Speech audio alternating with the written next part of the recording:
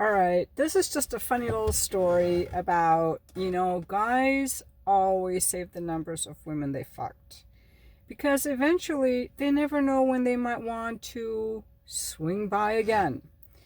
So, this is about, I'll give you the background first. When he first contacted me again, I didn't know who he was, but as you guys know, after I got divorced, because I was uh, sexless, in a sexually very depleting marriage where I wasn't allowed to do anything or explore anything.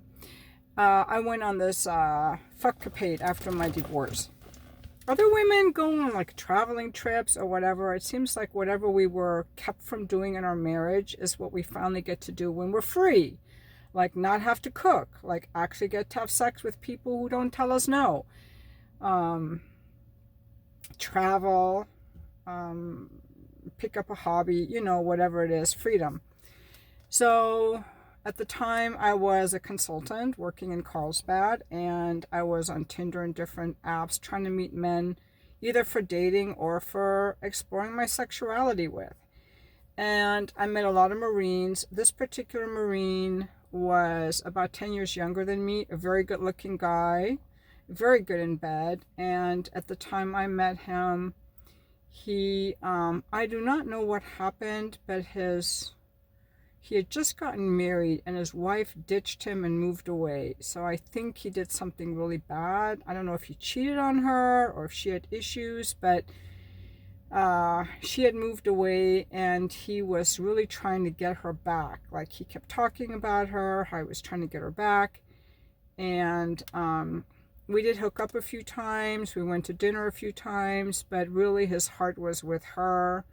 We did a lot of texting. And that's also when I realized, why am I texting with these guys? I remember being with one of my kids and just texting this guy the whole time at the grocery store.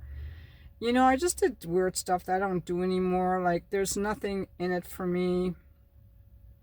Okay, so I'm going to call this guy Mike.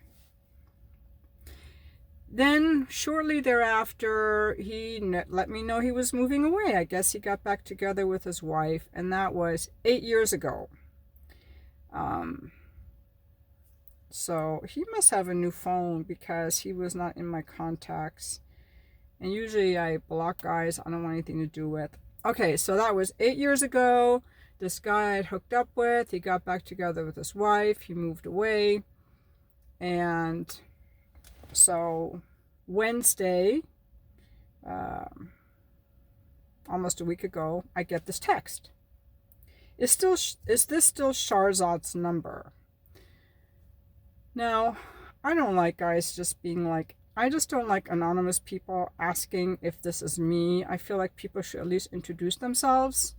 So I thought that was a little rude. It's off-putting. I don't have this guy's number saved. So just some person asking me, is this still Sharzad's number?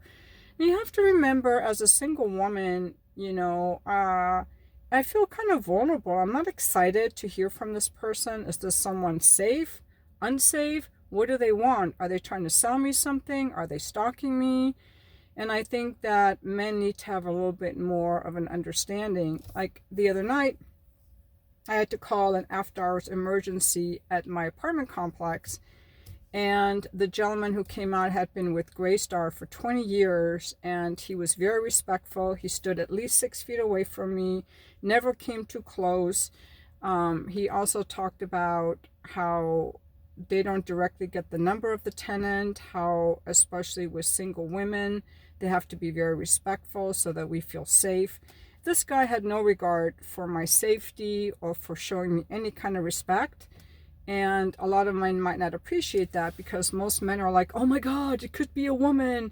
I could finally have access to a woman. But women, we don't feel that way. Like, who are you? What do you want? Be polite and let me know that you're safe. So anyway, is this still Sharzad's number? Who is asking? I was actually at a pedicure at the time. Who is asking? I said. He goes, hey, it's Mike, the Marine from Carlsbad. Oh my God, I know so many Mikes that are Marines in Carlsbad. So I said, "Hi, Mike. To refresh my memory, where did we meet?" And he said, "Quite a few years ago. You used to have that apartment over in da-da-da off of the street. We saw each other quite a few times until I moved away." And he sent a photo. I'm looking at this photo and I'm like, that's a good looking guy, but I have no idea who this is. So I said, "I don't remember you, but okay." So I want to be friendly and find out what he wants, but I also feel a little unsafe and disrespected because he still hasn't told me what he wants. He goes, "Well, if you saw me again, you would remember, LOL. If you have any availability anytime soon, I would be happy to refresh your memory."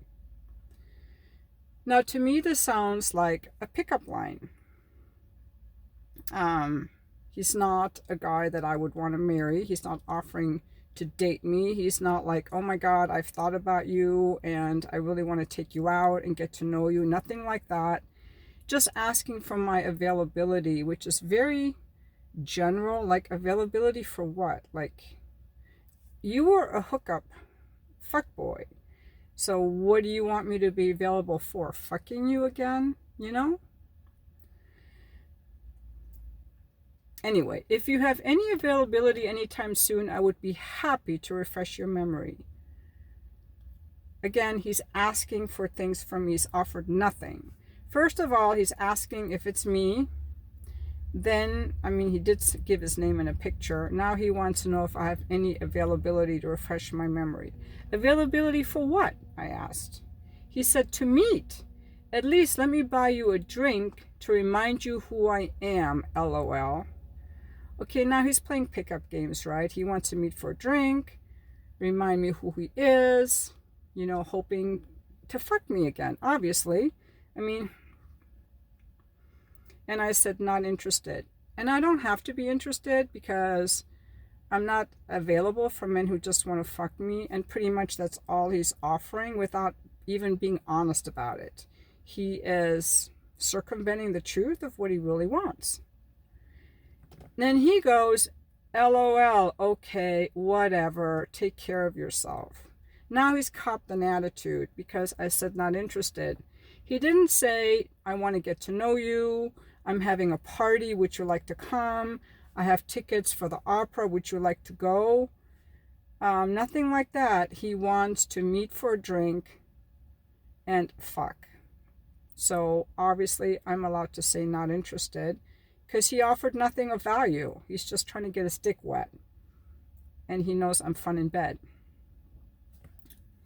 Then I hurt his feelings, so I said, "I don't mean anything against you, but I see men at $600 per hour and not for free.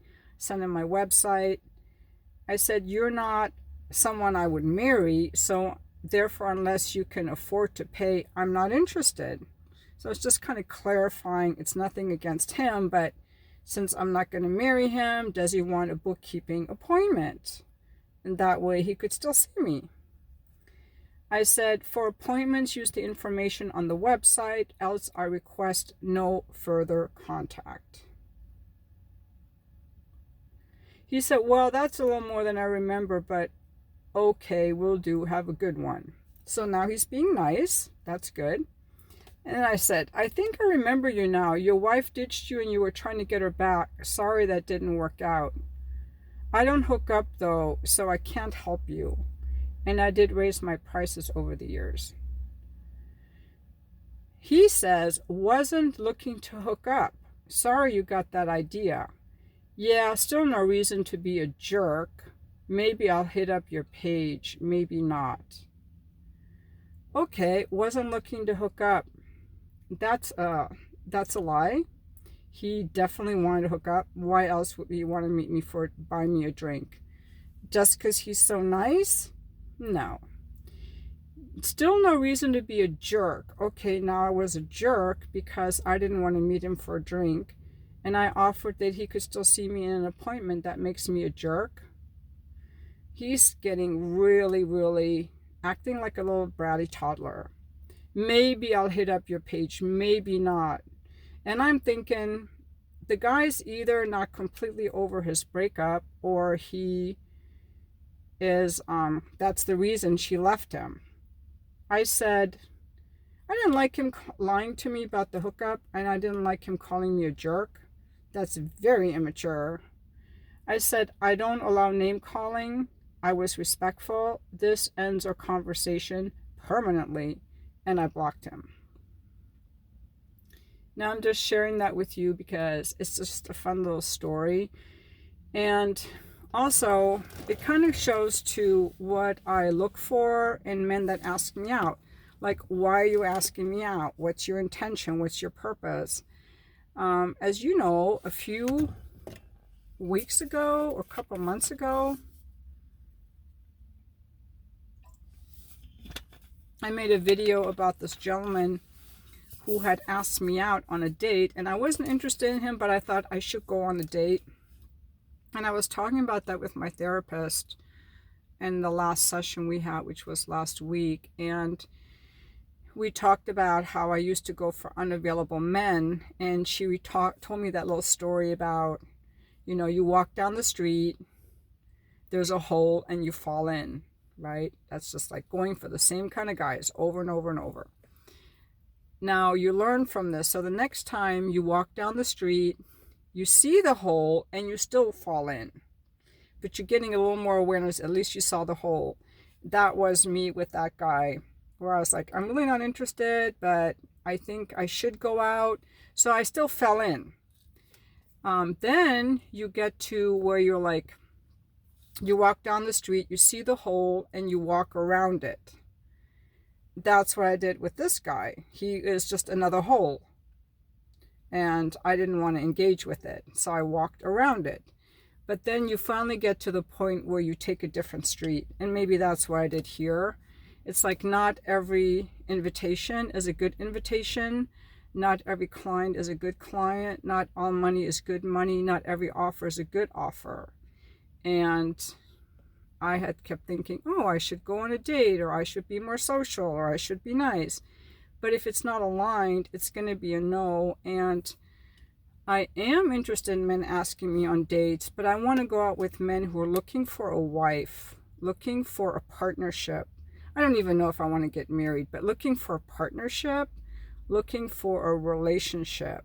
Someone that clear out from the get-go presents himself as a man that has something to offer, something to give, and something solid that invites me into his world, where I feel like this is a man who has a relationship to offer, or he's got something interesting going on and he's interested in me. Either we could just be friends or we could go out. Like I said, a good way for this man to approach me, if he wasn't just trying to get his dick wet, would have been, hey Sharzad, this is Mike.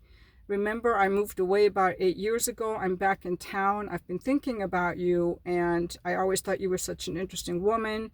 Would love to take you to lunch, or I have tickets to the opera. Would love to take you to the opera. Or, you know, I'm having a party. I thought of you. If you're still single, maybe you want to meet some of my friends, some of their wives. I'm having a party. Would you like to come? You know, anything of that nature would have been an invitation that I would have accepted. But this, are you available? Let me refresh your memory. Just want to buy you a drink. Not looking for a hookup. It's just bullshit. And I'm not interested in bullshit. I'm walking down a different street now. And discernment is very important. And my intuition tells me everything I need to know. And working with my therapist, I've learned to trust my intuition, and also to have really good boundaries so I don't have to be so reactive. And I think I was pretty kind to him.